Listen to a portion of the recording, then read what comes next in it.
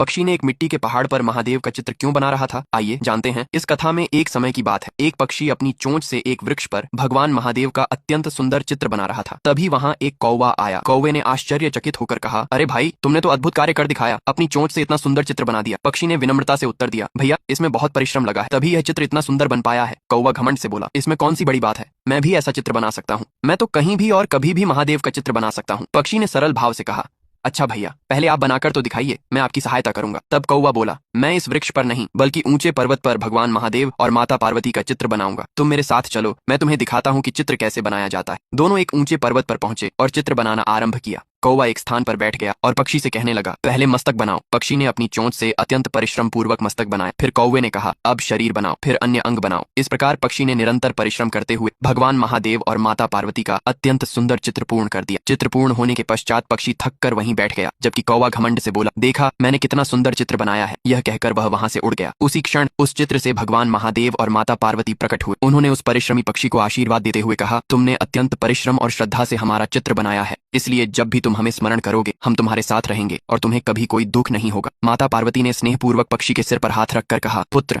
तुमने हमारे लिए यह स्थान बनाया है, मैं तुमसे अत्यंत प्रसन्न हूँ। तुम जो वर मांगना चाहो मांग लो। पक्षी ने विनम्रता से कहा, हे माता, मेरी यही इच्छा है कि संसार के सभी मनुष्य और जीव जंतु आपके स्वरूप की श्रद्धा से पूजा करें। जो भी आपके चित्र की पूजा करे, उसके घर में कभी धन और बुद्धि की कमी न हो और वह सदैव सुखी रहे। ये सुनकर माता पार्वती ने प्रसन्न होकर कहा, तथास्तु, जैसा तुमने कहा है वैसा ही होगा। कुछ समय पश्चात कौवा वहां आया और पश्चाताप करते हुए बोला, हे प्रभु, मुझे क्षमा कर दीजिए। मैं यह देखना चाहता था कि यह पक्षी वास्तव में परिश्रमी है या नहीं। इसने अत्यंत परिश्रम और भक्ति से आपका चित्र बनाया है। तब भगवान महादेव ने कहा, जो कोई भी व्यक्ति सच्चे मन से परिश्रम करता है, उसका कार्य कभी व्यर्थ नहीं जाता। ऐसे व्यक्ति के साथ मैं और माता पार्वती सदैव रहते हैं। यह सुनकर कौवे को अपनी भूल का बोध हुआ और उसने विनम्रता से क्षमा मांगी। तभी माता पार्वती मुस्कुराते हुए बोलती है, जो कोई इस कथा को देख रहा है, उसने लाइक और सब्सक्राइब नहीं किया है